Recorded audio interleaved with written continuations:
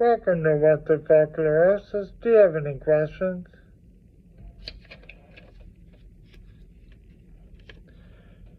How do you take care of your mental health? Great question. What are you saying?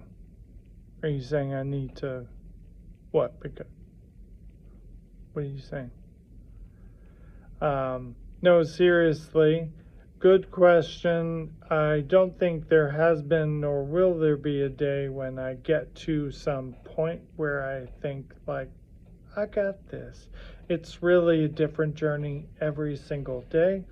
Some days it's epic and terrible. It's a descent into hell.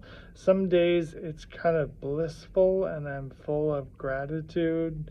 And lots of days it's a mix of those and it can be really nasty. I have a great therapist. I'm really committed once a week. I go to that. I'm really committed to being as honest as I can and saying the hard things I think and am afraid of. And that's been a really helpful part of my journey. Another thing I do is limit and isolate the time when I allow myself to be on the internet looking up health stuff. We've all done it. It can be horrible.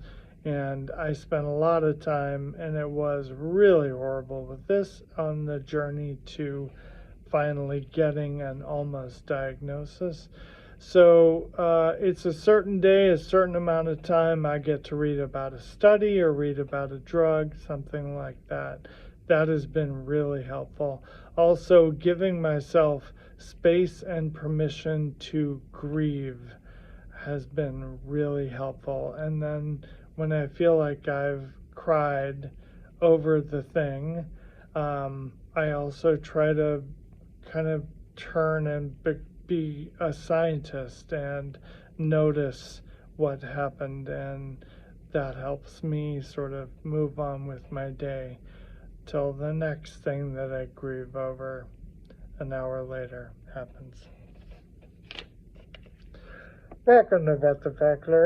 Do you have any questions? Is this MS? It is not. It is something called primary lateral sclerosis. It's different from multiple sclerosis. It's different from ALS. I don't want to be a source of medical information. A place that is great, though, is the Mayo Clinic site. If you Google MS Mayo or PLS Mayo or ALS Mayo, you can get a really good top-line information, the kind of questions a person would have. It's really well laid out and clear if you aren't interested in understanding the difference. Welcome to What the Fuck. How can I help you?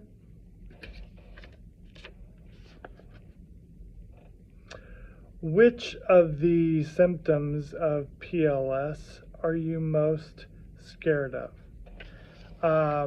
Hands down, it's losing the ability to speak for all the reasons you can imagine. And I'm part of this great group on Facebook, people all over the world who either have PLS or are caretakers, family members of people who do, and a number of folks in there are nonverbal. And when I read something that starts with that, that's what I'm most scared of, for sure.